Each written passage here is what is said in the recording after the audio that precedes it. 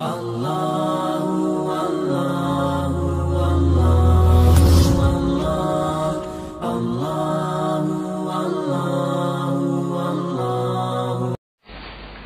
بالله من الشيطان الرجيم.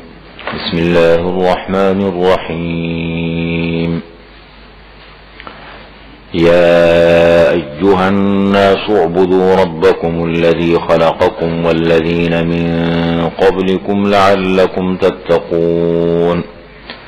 الذي جعل لكم الأرض فراشا والسماء بناء وأنزل من السماء ماء فأخرج به من الثمرات رزقا لكم فلا تجعلوا لله أندادا وأنتم تعلمون.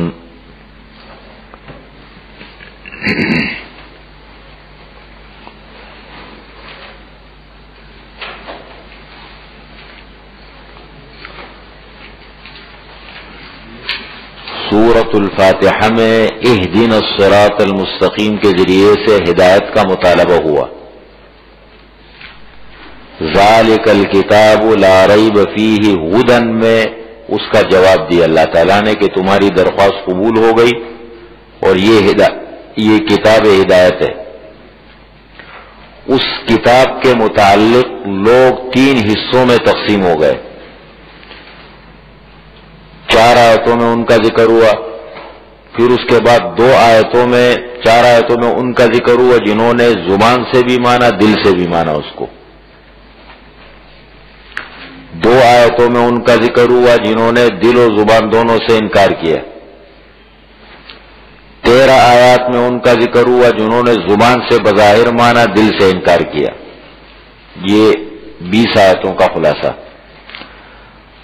اب مسئلہ یہ ہے کہ یہ کتاب کہتی کیا ہے، اس کتاب کا بنیادی پیغام کیا ہے انسانیت کے لیے. اس لیے اس سے پہلے 3 الگ الگ طبقوں کو مخاطب کیا گیا. مخصوص طبقوں کا ذکر ہوا. نمبر 1 متقین، نمبر 2 کفرو، نمبر 3 منافقین. اب یا ایھا الناس کا لفظ آ رہا ہے. یا ایھا الناس اب عام لوگوں کو خطاب ہے، جتنے بھی ہیں، چاہے وہ کسی بھی مذہب سے تعلق رکھتے ہوں، کوئی بھی ذہن رکھتے ہوں، مسلمان بھی آ گئے، کافر بھی آ گئے، مشرک بھی آ گئے، منافق بھی آ گئے، ساری انسانیت اس میں آ گئی. یا ایھا الناس سے خطاب کیا گیا، سب کو مخاطب. کیا کہتی ہے وہ کتاب، پیغام کیا ہے اس کا بنیادی پیغام؟ 4 مسائل ہے. توحید بنیادی مسئلہ. نمبر 2 رسالت. نمبر 3 قیامت. اور بیچ میں ایک مسئلہ ذکر ہوا قرآن کریم کے بارے میں شک کرنے والوں کا جواب.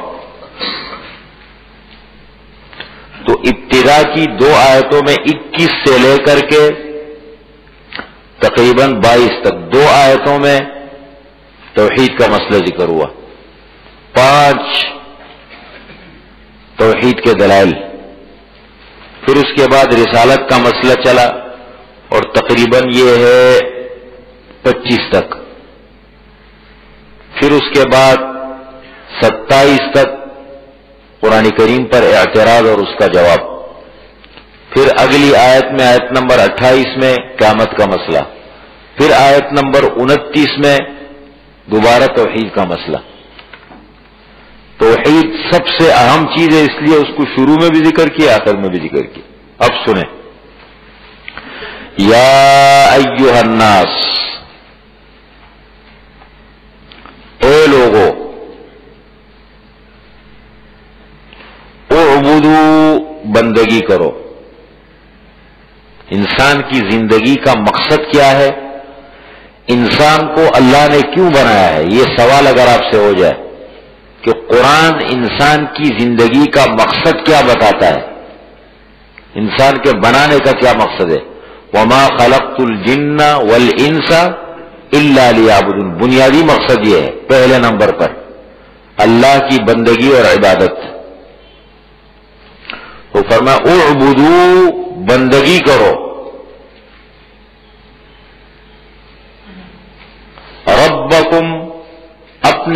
کی، جو تمہارا رب ہے.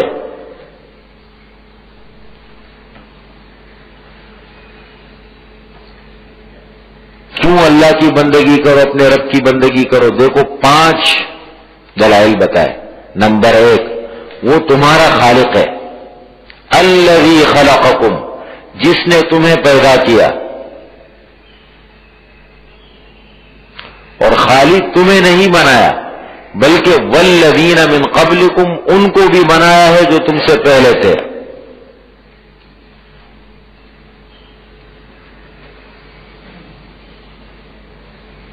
یہ ایک دلیل. پہلی دلیل کیا ہے؟ خالق ہے، خالق پیدا کرنے والا ہے، تمہارا بھی، ساری انسان، ساری مخلوق کا بنانے والا ہے. نمبر 2، اچھا من قبلکم لعلکم تتقون، کیوں اللہ کی بندگی عبادت کرو؟ تاکہ تم متقی بن جاؤ، تاکہ لعلکم تتقون، تاکہ تم اللہ تعالیٰ کے عذاب سے بچ جاؤ. تتقون، اللہ کے عذاب سے بچ جاؤ. دوسری نشانی، الذی جعل لکم الارض فراشا، تمہیں بنایا. اب تمہیں رہنے کے لیے ضرورت تھی کن کن چیزوں کی، وہ ساری چیزیں بھی بنائی. نمبر 1، زمین کو بنایا تمہارے لیے بچھونا.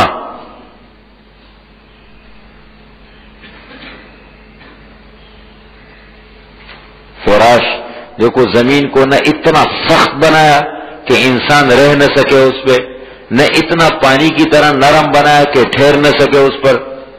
فراش، فراش عربی زبان میں کہتے ہیں بستر کو. پلنگ وغیرہ نہ بھی وہ زمین پہ سو جاؤ نیچے. جس نے بنایا زمین کو تمہارے لیے بچھونا.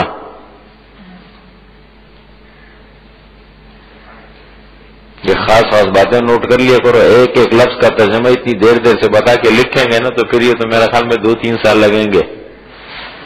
جس نے زمین کو تمہارے لیے بچھونا بنایا. نمبر 3، والسماء بناء، اور آسمان کو چھت بنایا. اب یہ ایک ایک قدرت کی نشانی پہ انسان سوچتا رہے، قرآن میں ڈھونڈتا رہے اس کو، تو ایک ایک نشانی بڑی عجیب ہے. اب صرف آسمان کو دیکھیں، بغیر ستونوں کو اتنی بڑی چھت اللہ تعالیٰ نے کھڑی کر دی، کوئی ستون نہیں، اور کیسا زبردست اس کا رنگ دیکھو. آج تک کبھی اس کا کلر خراب نہیں ہوا، آج تک کبھی جو ہے وہ اس کا پلستر خراب نہیں ہوا. کیسا بنایا ہے، جب سے ہے جیسے بنایا ہے اسی طرح چل رہا ہے. یہ ہے نا اللہ کی قدرت کی نشانی ہے. انسان کے ہاتھوں کی بنائی ہوئی چیزیں دیکھو ایک موقع پہ جا کے خراب پڑ جاتی ہے، لیکن اللہ تعالیٰ دیکھو جب سے بنایا ہے. والسماء بناء، چھت. 3 ہو گئی. نمبر 4، وانزل، انسان کی بنیادی ضرورت اور کیا ہے رہنے کے بعد؟ پانی. بہت بنیادی ضرورت ہے. وانزل من السماء ماء، آسمان کی طرف سے پانی اتارا اللہ تعالیٰ نے. یہ جتنا بھی پانی ہے نا، یہ میٹھا پانی، یہ پتہ نہیں کہاں کہاں پر جا کر کے یہ تودوں کی شکل میں، برف کے تودوں کی شکل میں جمع ہوتا ہے. وہاں ضرورت کے مطابق بے قدر ایک اندازے کے مطابق اللہ تعالیٰ مخلوق کی طرف بھیجتے ہیں. اور اتنے بڑے بڑے یہ چین کی طرف اور ان علاقوں کی طرف اتنے بڑے بڑے تودے ہوتے ہیں برف کے کہ وہ اگر ایک تودہ بھی گرے تو سارا نظام درہم برہم ہو جائے. یہ پتہ نہیں اللہ تعالیٰ نے کہاں اس کو بطور خزانہ جمع کیا، اور ضرورت کے مطابق اللہ تعالیٰ دے رہے. اس کے پیچھے بھی بہت بڑا ایک نظام ہے. یہ جتنا میٹھا پانی ہے یہ کہاں سے آ رہے، کیسے آ رہے، اللہ کا ایک نظام ہے. وَأَنزَلَ مِنَ السَّمَاءِ مَاءً، قرآن میں اللہ تعالیٰ کہتے ہیں نا وَجَعَلْنَا مِنَ الْمَاءِ كُلَّ شَيْءٍ حَيٍّ، ہر چیز کی زندگی ہم نے پانی میں رکھی ہے، زندگی کا ایک ذریعہ ہے. اور دوسری جگہ فرمایا قُلْ إِنْ أَصْبَحَ مَاؤُكُمْ غَوْرًا فَمَنْ يَأْتِيكُمْ بِمَاءٍ مَعِينٍ، آپ ان سے کہہ دیں کہ اگر اللہ تعالیٰ تمہارے اس پانی کو گہرائی میں لے جائے، کوئی ہے اس کو نکالنے والا؟ پھر کبھی کبھی ایسے میں نے دیکھے واقعات بڑے عجیب عجیب، پانی ختم ہو جاتا ہے نا، بڑا مسئلہ ہوتا ہے پھر. کتنی بڑی ضرورت ہے انسانی زندگی نہیں، ہر چیز کے لیے، ہر وہ چیز جس میں اگنے کی صلاحیت ہے اس کے لیے پانی کتنا ضروری ہے. وَأَنزَلْنَا مِنَ السَّمَاءِ مَاءً، ایک قدرت کی نشانی پہ سوچتے رہے، صرف یہ نہیں کہ الفاظ میں الجھ جائیں، اس کو گھر لے جا کے ایک ایک نشانی پہ آپ سوچیں. وَأَنزَلْنَا مِنَ السَّمَاءِ مَاءً، آسمان کی طرف سے پانی اتارا. نمبر 5، فَأَخْرَجَ بِهِ مِنَ الثَّمَرَاتِ رِزْقًا لَكُمْ، پس نکالا اس پانی کے ذریعے سے. فَأَخْرَجَ نکالا، بِهِ اس پانی کے ذریعے سے، مِنَ الثَّمَرَاتِ پھلوں میں سے تمہارے لیے رزق. یہ پھل ہے، یہ سبزیاں ہے، پتہ نہیں کیا کیا ضرورت کی چیز ہے.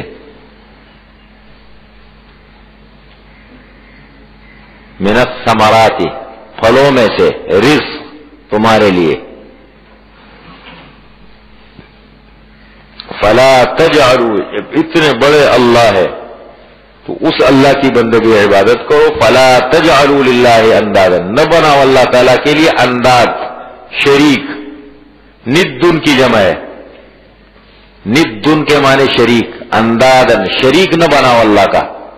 وانتم تعلمون، اور تم جانتے ہو کہ اللہ کا کوئی شریک نہیں ہے. فطرت کا بھی تقاضا ہے، عقل کا بھی تقاضا ہے کہ اللہ کا کوئی شریک نہیں ہو سکتا. فلا تجعلوا، پس نہ بناؤ اللہ کے لیے اندادن شریک، وانتم تعلمون، تم جانتے ہو. یہ ہو گئی توحید کا مسئلہ ہو گیا. اللہ کی بندگی عبادت کرو. کیوں؟ خالق بھی اللہ، تمہارا بھی، تم سے پہلی مخلوق کا بھی اللہ خالق ہے. نمبر 2، جس نے زمین کو تمہارے لیے بچھونا بنایا، آسمان کو چھت بنایا، آسمان کی طرف سے پانی اتارا تمہارے لیے، اس پانی کے ذریعے سے ہر قسم کے پھل تمہارے لیے نکالے زمین سے. نمبر 2، رسالت کا مسئلہ.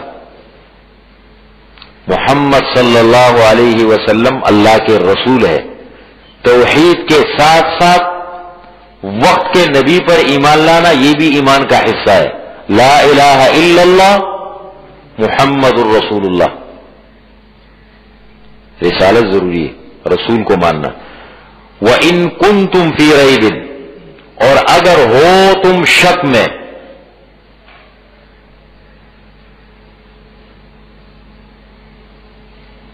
اگر تم شک میں ہو، مما اس چیز کے بارے میں، یہ اصل میں ہے من ما، من سے اس چیز کے بارے میں، ما نزلنا علی عبدنا جو ہم نے اتاری ہے اپنے بندے پر. عبد بندہ، اس چیز کے بارے میں جو ہم نے اپنے بندے پر اتاری ہے.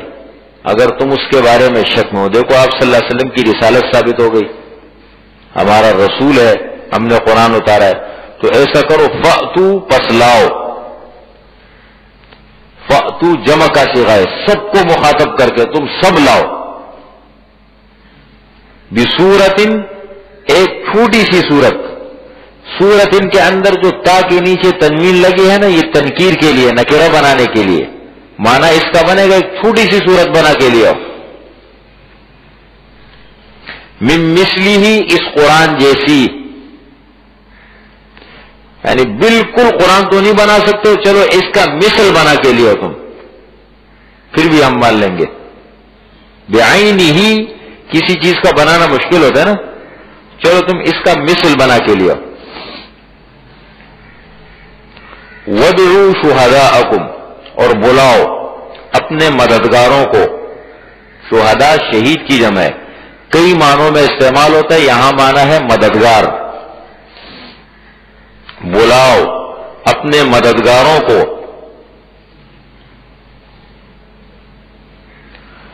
من دون اللہ، اللہ کے علاوہ. اللہ کے ورے، یعنی اللہ کو چھوڑ کے باقی سب کو ملا لو اپنے ساتھ. ان کنتم صادقین، اگر ہو تم سچے اپنے دعوے میں، اگر تم سچے ہو کہ یہ اللہ کی کتاب نہیں ہے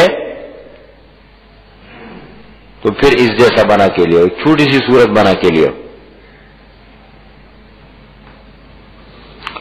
فَإِن لَّمْ تَفْعَلُوا، پس اگر تم نہ کر سکو،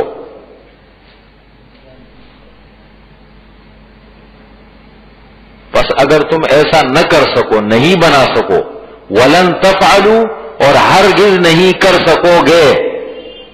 دیکھو جب اللہ تعالیٰ نے چیلنج دے دیے تو ختم نہیں کر سکتے نا. وَلَن تَفْعَلُوا، ہرگز نہیں کر سکو گے.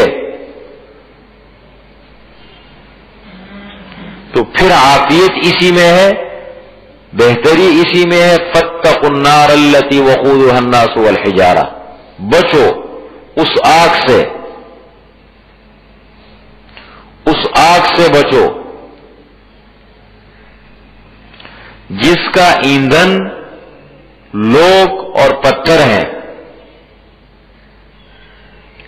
لوگ ہیں، لوگ ایندھن کے طور پر استعمال ہوں گے جہنم کی آگ میں. پتھر ہے، پتھر کی مثال اللہ نے کیوں دی؟ یہ بھی بڑی عجیب بات ہے. یہ پتھروں کو تراش تراش کے مورتیاں بناتے تھے. اللہ فرمائیں گے یہ لو، تم اور تمہارے معبود دونوں، ضعف الطالب والمطلوب، آج عبادت کرنے والے اور معبودین دونوں دیکھو جہنم کی آگ کا ایندھن ہے. فاتقوا، بچو، النار، اس آگ سے، التی وقودها الناس والحجارہ، جس کا ایندھن لوگ اور پتھر ہیں. اعدت للکافرین، وہ آگ تیار کی گئی ہے کافروں کے لیے. جو بھی کفر کرے گا یہ آگ اس کے لیے ہے، اس لیے کفر سے بچو.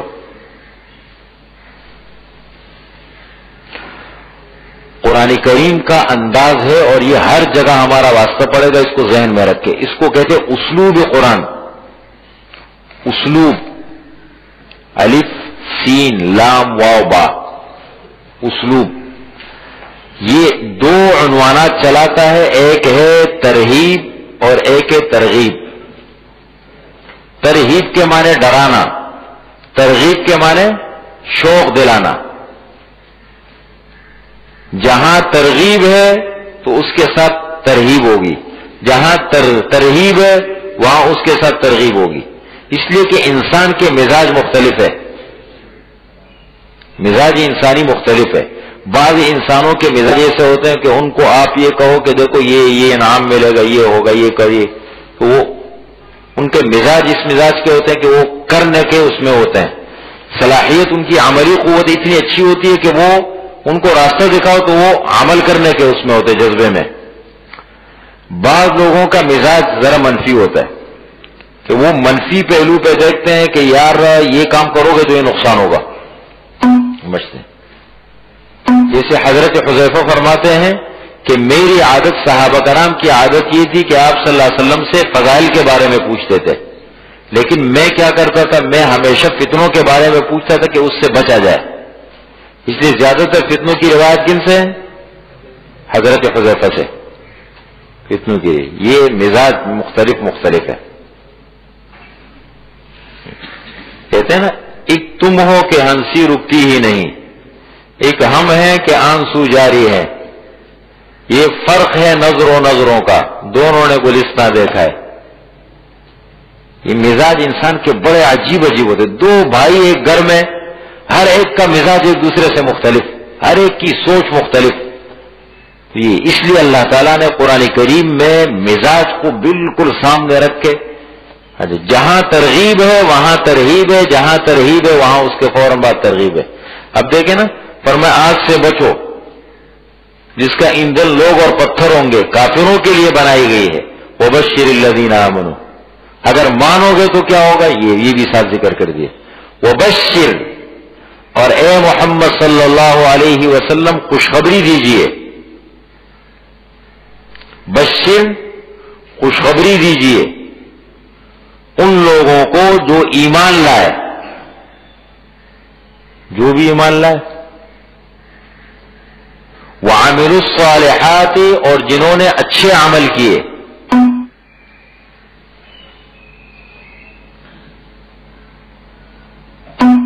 کس بات کی خوشخبری؟ ان لہم جنات، کہ بے شک ان کے لیے باغات ہیں.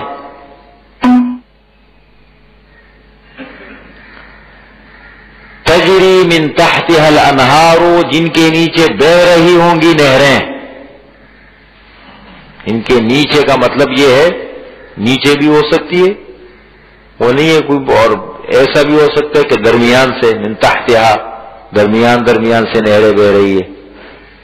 جنت تو خواہشات کی تکمیل کی جگہ ہے. یعنی انسان اگر یہ چاہے کہ میری ہر خواہش پوری ہو، میرے دل میں ایک خواہش پیدا ہو اور وہ پوری ہو جائے، یہ صرف جنت ہے بس. خواہشات کی تو وَلَكُمْ فِيهَا مَا تَشْتَهِي أَنفُسُكُمْ، تمہارے لیے وہ نعمتیں جو تمہارا دل صرف چاہے، بس چاہت کے نتیجے میں چیز سامنے آ جائے گی. تو فرمایا کہ تجری من تحتها الانہار، جن کے نیچے بہ رہی ہوں گی نہریں. کلما، جب کبھی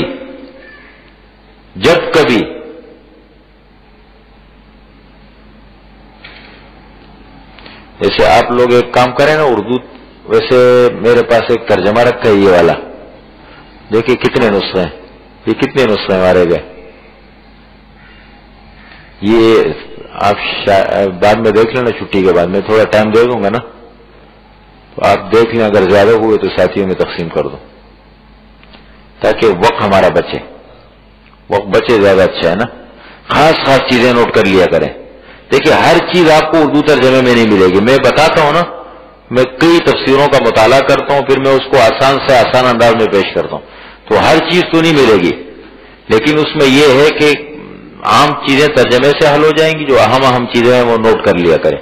یہ نوٹ کرنا اس سے بھی بہت فائدہ ہوتا ہے، مطلب یہ فائدے سے خالی نہیں ہے، لیکن ہر بات اگر نوٹ کریں گے تو بڑا ٹائم لگے گا اس پہ.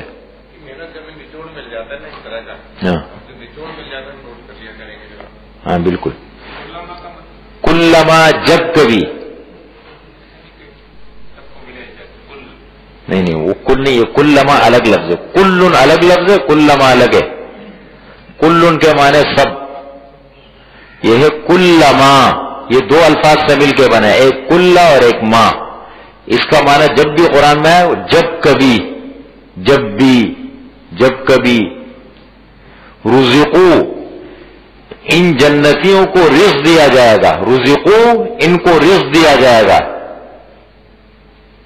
منہا، ان باغات میں سے، جنات میں سے. من ثمرۃ، من دیکھیں تبعی نکرہ ہے، ثمرۃ کوئی پھل، کوئی بھی پھل. رزقاً، رزق کے طور پر، کوئی پھل ملے گا رزق کے طور پر. قالو، کہیں گے، جنتی کہیں گے، ھذا الذی رزقنا من قبل، یہ تو وہی رزق ہے جو ہمیں دیا گیا تھا اس سے پہلے، یہی چیز تو ہم نے کھائی تھی. یہ تو بالکل وہی سیب ہے، رنگ ایک جیسا ہے، شکل ایک جیسی ہے. اس کے دو مطلب مفسرین نے لکھے. یعنی جنتی جو کہیں گے کہ یہ پھل تو ہم نے پہلے بھی ہمیں دیے گئے تھے. ایک مطلب یہ کہ یہ تو دنیا میں بھی یہ چیزیں ہمارے پاس تھی، یہ تو وہی چیز ہے دنیا میں بھی ہمیں ملتی تھی، لیکن جب چھکیں گے تو ذائقہ الگ ہوگا اس کا. ایک دوسری بات یہ ہے کہ جنت میں ایک پھل کھائیں گے، پھر دوبارہ جب وہ پھل ملے گا کہیں گے یار یہ تو وہی چیز ہے. تو جب کھائیں گے تو ذائقہ بدلا ہوا ہوگا. اس لیے کہ جنت کی صفت احادیث میں یہ آئی ہے کہ نعمتوں میں دن بدن ترقی ہوگی، دن بدن نعمتوں میں ترقی ہوگی. دنیا کی طرح نہیں کہ کبھی بہتر ہے، کبھی خراب ہے، کبھی نہیں ہے. دن بدن ترقی، ہر نعمت کے اندر ترقی، ذائقے بدلتے جائیں گے. اور اسی طریقے سے انسان کی خوبصورتی جو ہے وہ بڑھتی جائے گی. ہر نعمت میں زیادتی ہوگی، ترقی ہوگی، تو کہیں گے ھذا الذی رزقنا من قبل، یہ وہی رزق ہے جو ہمیں دیا گیا تھا اس سے پہلے۔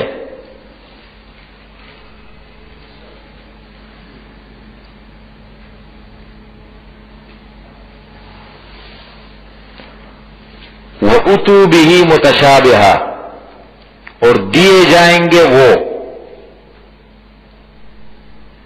یعنی ان کو دیا جائے گا بِهِ وہ رزق، دیے جائیں گے وہ رزق متشابہن ملتا جلتا، متشابہ کے معنی ایک جیسے، شکل ایک جیسی ہے، صورت ایک جیسی ہے، سب ساری بظاہر ایک جیسے لیکن ذائقے بالکل بدل۔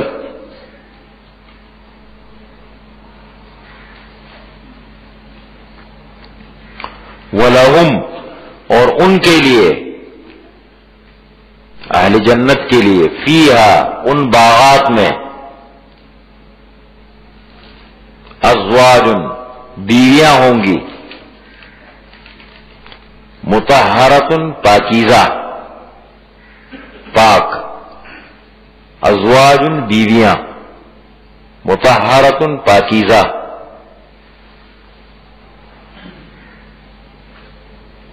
ہر قسم کی بیماری سے، ہر قسم کے عیب سے۔ دیکھو دنیا میں انسان کو کتنی عجیب عجیب بیماریاں آتی ہیں نا، مرد کو بھی عورت کو بھی عجیب عجیب قسم کی بیماریاں ہیں، عجیب عجیب قسم کی، مثال کے طور پر عذر ہے، زندگی کا حصہ ہے، یہ ہے دنیا میں، لیکن جنت ان چیزوں سے پاک صاف بالکل۔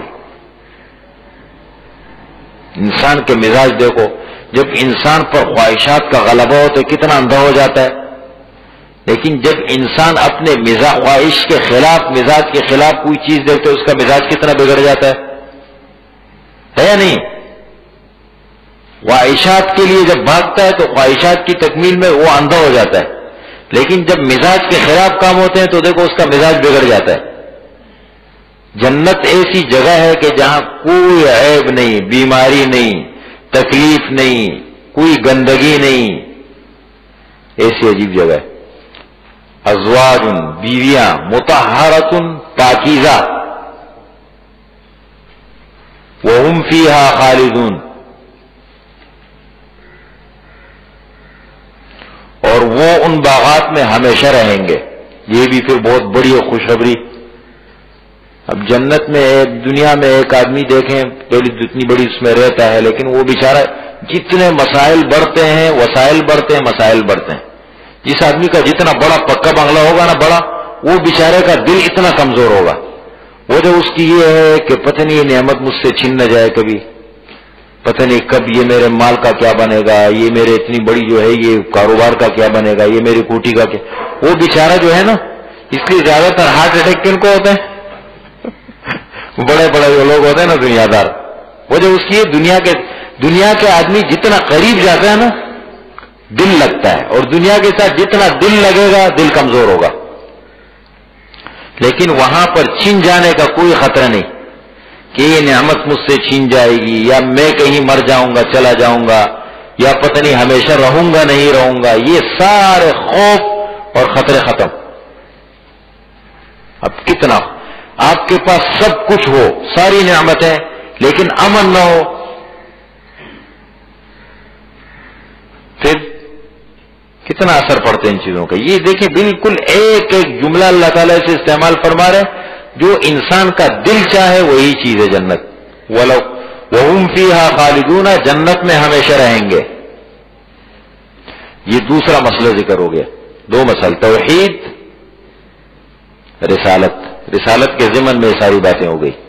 وَإِن كُنتُمْ فِي رَيْبٍ مِّمَّا نَزَّلْنَا عَلَىٰ عَبْدِنَا، اپنے بندے پر۔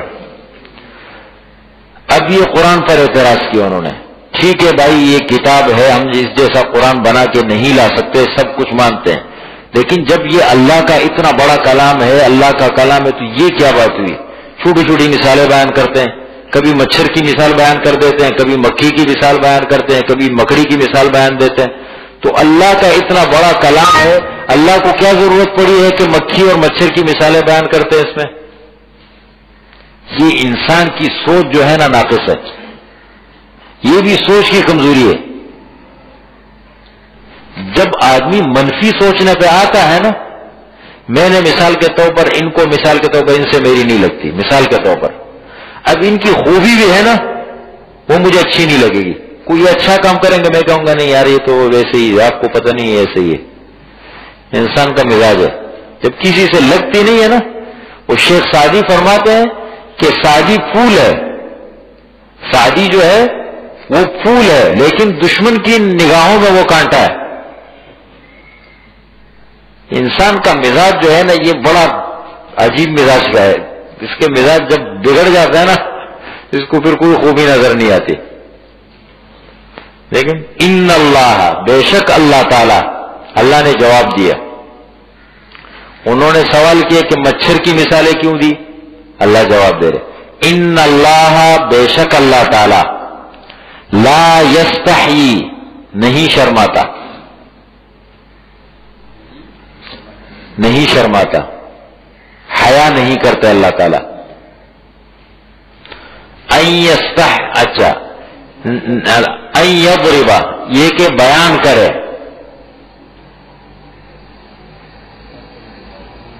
مثلاً بھی نکرہ ہے اس کے بعد ما لائے، دونوں کو ملا ہے نا، مثلاً اور ما، دونوں کا معنی کیا بنا پتہ ہے؟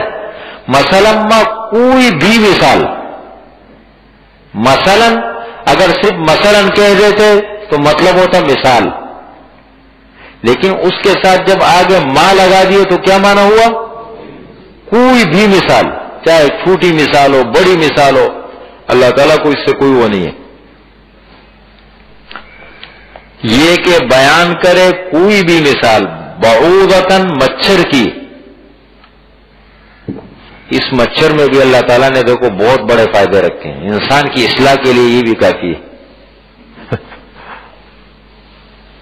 ایک انسان کی اصلاح کے لیے اللہ جب بیچتا ہے اس کو، جب وہ آ جاتا ہے خون چوس لیتا ہے نا. انسان کی یہ حقیقت ہے. رات کو سویا ہوتا ہے، اب یہ پتہ نہیں ہوتا کہ میں کہاں ہوں، مچھر آ رہے سارا خون لے جا رہے، ہے یا نہیں؟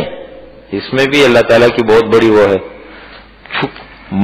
بعوضتاً، مچھر کی. کہتے کسی علاقے میں لوگوں نے دوائی نکالی، سارے مچھر ختم ہو گئے، وہاں کوئی اور بیماری پھیل گئی. یہ اللہ تعالیٰ کی کوئی چیز حکمت سے خالی نہیں ہے. اب یہ ڈیفینس کلفٹن کے ماحول میں مچھر کیوں زیادہ ہے؟ اس میں بھی اللہ کی کوئی نہ کوئی حکمت ہوگی.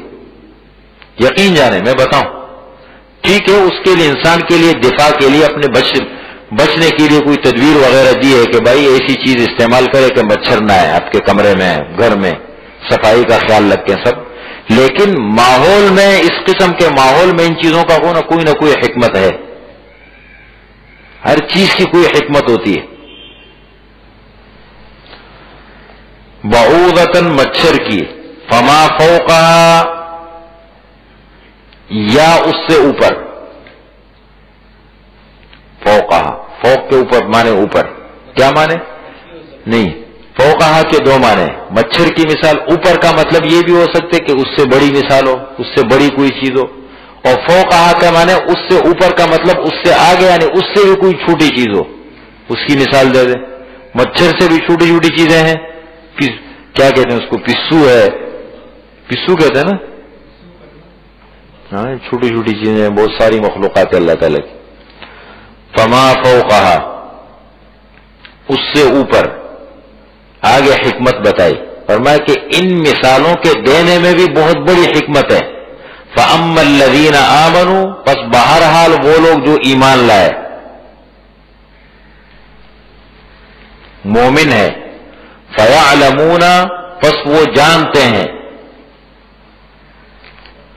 انہو، کہ بے شک یہ مثال حق ہے ان کے رب کی طرف سے.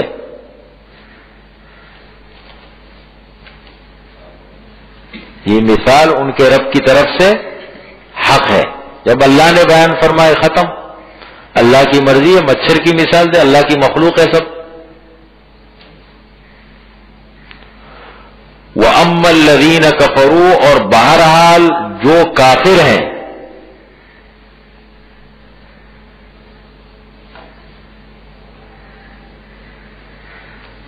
فَيَقُولُونَ، پس وہ کہتے ہیں،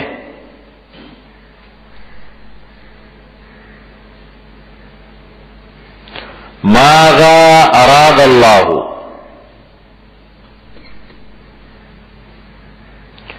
کیا کچھ ارادہ کیا اللہ تعالی نے؟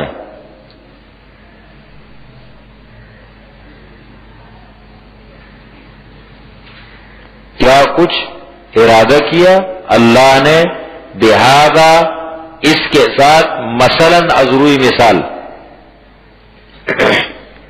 مثال کے اعتبار سے کیا ارادہ کی؟ یہ مثال دے کہ اللہ کیا چاہتے ہیں؟ کافر کہتے ہیں اللہ تعالیٰ ماذا اراد اللہ، کیا کچھ ارادہ کیا اللہ تعالیٰ نے بہذا، اس کے ساتھ، مثلا ازروئی مثال، مثال کے اعتبار سے اللہ تعالیٰ فرما رہے یضل بہ کثیرا، اللہ تعالیٰ اس ایک مثال کے ذریعے سے، ایک مچھر کے ذریعے سے گمراہ کرتے ہیں بہت سو کو۔ اللہ کا ایک حکم نہ مانو تو گمراہی ہے نا، گمراہی کے لیے تو ایک حکم کا نہ ماننا کافی ہے۔ یضل بہ کثیرا، گمراہ کرتے ہیں بہت سو کو، ویہدی بہ کثیرا، اور ہدایت دیتے ہیں اس مثال کے ذریعے سے بہت سو کو۔ ایک آدمی نے کہہ دیا کہ بھائی اللہ نے مثال دی ہے، وہ ہمارا خالق ہے، وہ ہمارا رازق ہے، وہ مجھے بھی بنانے والا ہے، مچھر کو بھی بنانے والا ہے۔ اللہ نے مثال دی میرا ایمان ہے، تو ایمان بڑھ گیا نہیں، ہدایت میں اضافہ ہو گیا۔ اور ایک آدمی پوری ہدایت پر تھا، اس نے کہا یار یہ بات میری سمجھ میں نہیں آئی، یہ مچھر کی مثال کیوں دی اللہ نے؟ یہ ایک بات میں قرآن میں نہیں مانتا ہوں، تو وہ تو گیا گمراہ ہو گیا۔ اب پورے قرآن کا نہ ماننا اور اس ایک بات کا نہ ماننا برابر ہے۔ یضل بہ کثیرا ویہدی بہ کثیرا وما یضل بہ الا الفاسقین، اور گمراہ نہیں کرتے اس مثال کے ذریعے سے مگر فاسقوں کو، وہ فاسق ہیں۔ دیکھیں اللہ نے کافر کا لفظ استعمال نہیں کیا، آپ ترجمہ لکھ کے میں آپ کو نقطہ سمجھاتا ہوں۔ اور گمراہ نہیں کرتے اس مثال کے ذریعے الا الفاسقین، مگر فاسقوں کو۔ فاسق کا لفظ قرآن نے دو معنوں میں استعمال کیا۔ فسق کا اصل معنی کیا ہے؟ فسق کا اصل معنی ہے نکلنا، خروج کرنا، باہر نکلنا، یہ معنی ہے۔ عربی والے کہتے ہیں کہ فسقت الرطبۃ عن قشرها، پھل اپنے چھلکے سے باہر آیا، یا فسقت النواۃ من التمرۃ، گٹلی کھجور سے باہر آ گئی، یہ مثال دیتے ہیں۔ اصطلاحی شریعت میں فاسق کس کو کہتے ہیں؟ جو اللہ تعالیٰ کی اطاعت سے نکل جائے، ہاں نافرمان، جو اللہ کی اطاعت سے نکل جائے۔ فسق کے معنی نکلنا نا، نافرمان، نہ ماننے والا۔ اب یہ مثال ہے، اب دیکھیں یہ مثال، اب عام طور پر قرآن نے یہ لفظ جو استعمال کیا ہے یا شریعت کی اصطلاح میں جب فاسق کا لفظ استعمال ہوتا ہے، پتہ ہے کس کے لیے استعمال ہوتا ہے؟ وہ مسلمان جو گناہ کبیرہ کا مرتکب ہو، ہے مسلمان لیکن کبیرہ گناہوں میں مبتلا ہے، تو اس کو کہتے ہیں فاسق، سمجھ رہے ہیں؟ اس کو فاسق کہتے ہیں۔ لیکن کبھی کبھی قرآن نے اس لفظ کا استعمال کافروں کے لیے بھی کیا، جو حد سے آگے نکل جائے ان کو بھی فاسق کہا، لیکن زیادہ تر استعمال فاسق کا کہاں ہے؟ مسلمان ہو، گناہ کبیرہ کا مرتکب ہو۔ تو اس کا مطلب یہ ہے کہ امت میں ایسے لوگ بھی ہوں گے، دیکھیں آپ کو نہیں معلوم، قرآن کریم پر مسلمانوں میں ایسے عجیب لوگ ہیں وہ اعتراضات کرتے رہتے ہیں احکامات پر، یہ جو ٹی وی پر لوگ آتے رہتے ہیں اپنے خیالات کا اظہار کرتے ہیں، حکم اللہ کے احکام کے بارے میں اس قسم کرتے ہیں یا نہیں؟ بہت سارے۔ اس کا مطلب یہ ہے ہمارے یہ جو حکمران ہے مسلمانوں کے، بسا اوقات یہ کیسی باتیں کر جاتے ہیں، یا مسلمانوں میں ایسی باتیں ہو جاتی ہیں قرآن اور دین کے متعلق وہم و گمان میں بھی نہیں ہوتا۔ تو اللہ نے لفظ کیا استعمال فرمایا؟ وما یضل بہ الا الفاسقین۔ اب فاسق کے اندر اگر اس ذہن کا مسلمان ہے کہ جس کا ذہن دین کے بارے میں، اللہ کے حکم کے بارے میں صاف نہیں ہے، اور وہ شکوک و شبہات میں مبتلا ہے، قرآن کریم پر، حضور صلی اللہ علیہ وسلم کے طریقوں پر، اللہ تعالیٰ کے احکامات پر اعتراضات کرتا ہے، یار نماز کا کیا مطلب ہے، یار ان چیزوں کا کیا مطلب ہے، اس قسم کے ہوتے ہیں نا، یہ اللہ یہ اس میں آ گئے، وما یضل بہ الا الفاسقین، گمراہ نہیں کرتے مگر فاسقوں کو۔ آپ نے تفسیر قرآن کریم کی تفسیر پڑھی تھی، تفسیر القرآن بالقرآن کی کتنی صورتیں ہیں؟ کیا نمبر 1؟ ہاں، متصلی آ گئی۔ فاسقین کون ہے؟ الذین ینقضون عہد اللہ، اس کی تفسیر قرآن خود بیان کر رہے ہیں۔ اس کو آگے حاشیے پہ لکھیں، یہ آپ کو جو میں نے دیا ہے نا، یہ اس مقصد کے لیے، تفسیر القرآن بالقرآن متصلا، لکھیں قرآن کریم کی تفسیر خود قرآن سے متصل۔ وما یضل بہ الا الفاسقین، اللہ تعالیٰ گمراہ نہیں کرتے اس مثال کے ذریعے سے مگر فاسقوں کو۔ فاسق کون ہے؟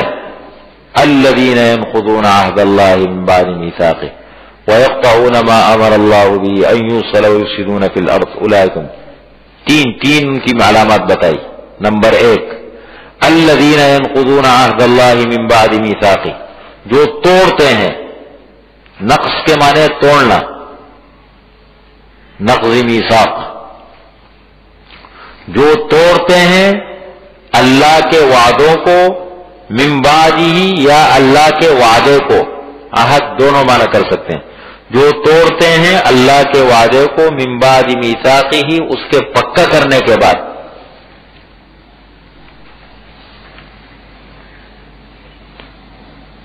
اللہ کے ساتھ وعدہ کیا، عہد الس میں جتنے بھی انسان دنیا میں آتے ہیں قیامت تک ہر ایک یہ وعدہ کر کے آتا ہے کہ میں آپ کے حکموں پر چلوں گا۔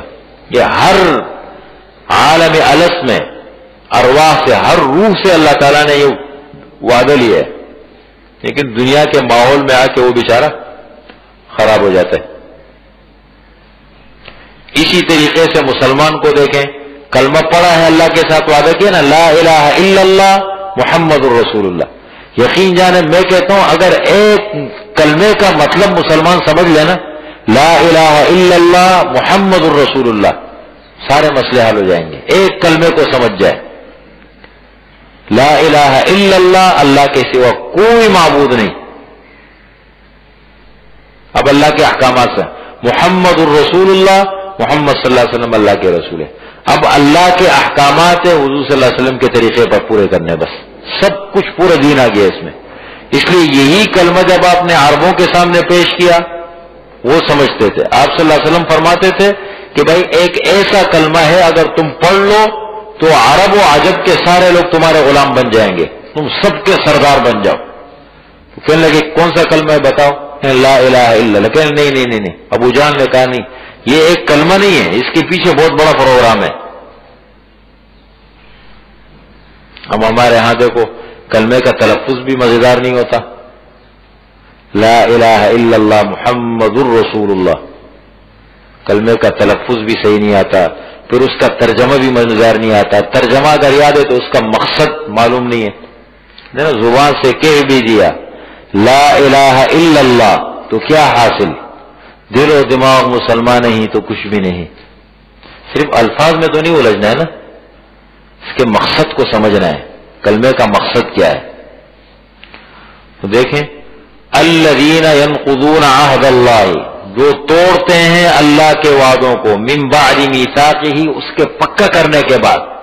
بھائی لا الہ الا اللہ پڑھ لیا تو اب تو اللہ کے احکامات پر چلنا چاہیے نا، لیکن نہیں ہے، مقصد کو پورا نہیں سمجھا۔ نمبر 2، وَيَقْطَعُونَ مَا أَمَرَ اللَّهُ بِهِ أَن يُوصَلَ، فاسق کون ہے؟ دوسری صفت فاسقین کی، اور توڑتے ہیں اس چیز کو کہ جس کے بارے میں اللہ نے حکم دیا ہے أَن يُوصَلَ، جوڑا جائے، اس کو جوڑا جائے۔ جس چیز کے جوڑنے کا ملانے کا اللہ نے حکم دیا اس کو توڑتے ہیں. اللہ کہتے ہیں اللہ کے ساتھ تعلق جوڑو، توڑتے ہیں. اللہ کے دین کے ساتھ تعلق جوڑو، توڑتے ہیں. صلہ رحیمی کرو، اس کو توڑتے ہیں. حقوق العباد پورے کرو، اس کو بھی توڑتے ہیں. نہ حقوق اللہ کا خیال کرتے ہیں، نہ حقوق العباد کا خیال کرتے ہیں. عام طور پر انسان مبتلا ہوتے ہیں ان چیزوں میں نہیں.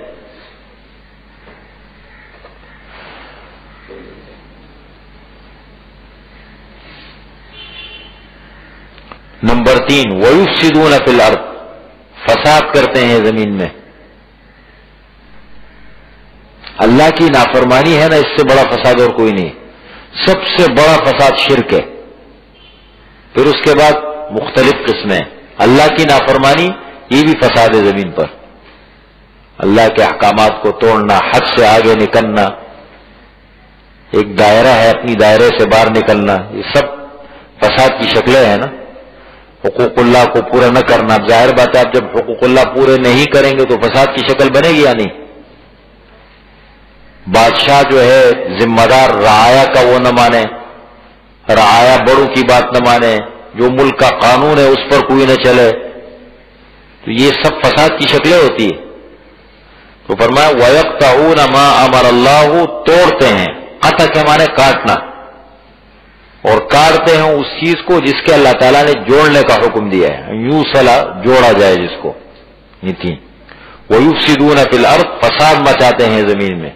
اولئک هم الخاسرون، یہی لوگ ہیں نقصان اٹھانے والے.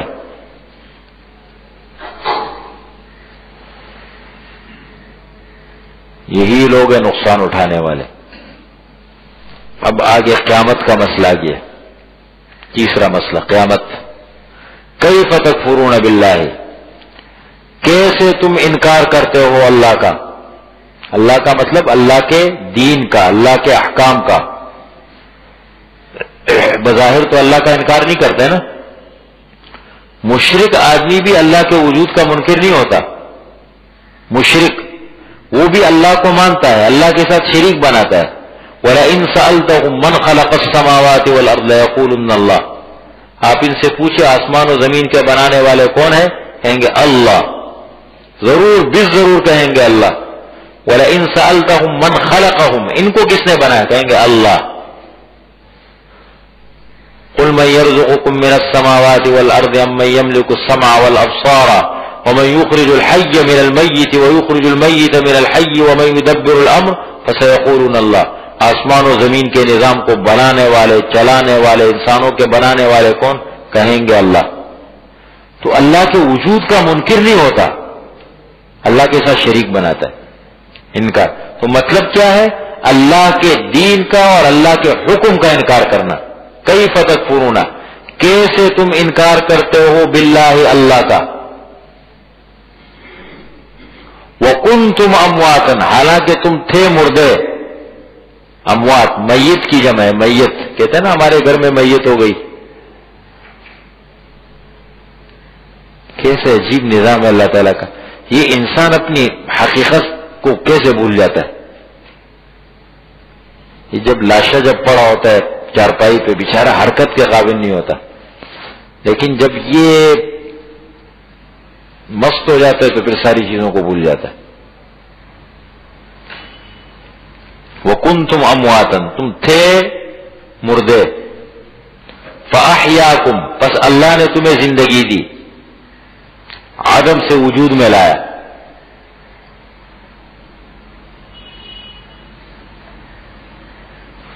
ثُمَّ يُمِيتُكُمْ، پھر تمہیں موت دے گا.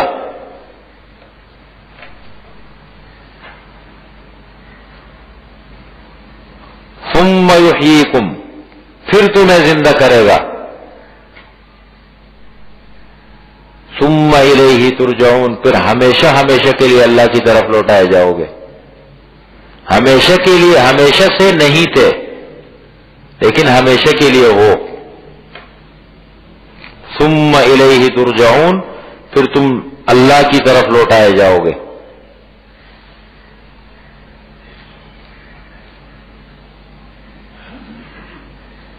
اب آگے پھر توحید کا وہ کیا. دیکھو یہ سب کچھ ذکر کرنے کے بعد آخر میں دوبارہ اصل مسئلہ بنیادی ہے توحید. اللہ کو مانو، بس صحیح طریقے سے مانو اللہ کو. والذی، اللہ وہ ذات ہے جس نے پیدا کیا تمہارے لیے جو کچھ زمین میں ہے، جمیعاً، سارا کا سارا، سب کچھ تمہارے لیے بنا ہے.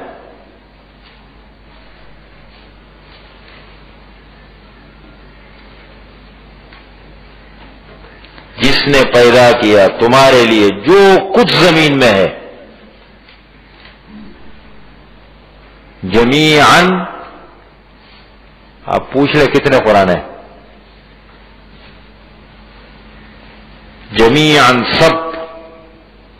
دنیا کے اندر کتنی چیزیں اللہ فرمائے سب تمہارے لیے. ثم استوى الى السماء، پھر اللہ تعالی متوجہ ہوئے آسمان کی طرف. دیکھیں استوا کا لفظ قرآن میں دو طریقے سے استعمال ہوتا ہے. استوا، کبھی تو اس کے فوراً بعد اعلی آئے گا، اعلی، اور کبھی اس کے فوراً بعد آئے گا الا. تو اگر اس کے بعد آ جائے اعلی تو اعلی کے معنی ہو، پھر استوا کا معنی کریں گے مستوی ہونا، قائم ہونا. اور اگر اس کے بعد الا آ جائے تو اس کے معنی ہے متوجہ ہونا. سمجھ رہے ہیں؟ قصد کرنا، ارادہ کرنا، متوجہ ہونا. الا نہیں، عین کے ساتھ اعلی، اعلی کے معنی پر، اوپر. ثم استوى علی العرش، پھر اللہ تعالیٰ مستوی ہوا عرش پر. قائم ہونا، مستوی ہونا، بیٹھنا. اور اگر اس کے بعد الا ہو حمزہ کے ساتھ تو اس کے معنی متوجہ ہونا، قصد کرنا.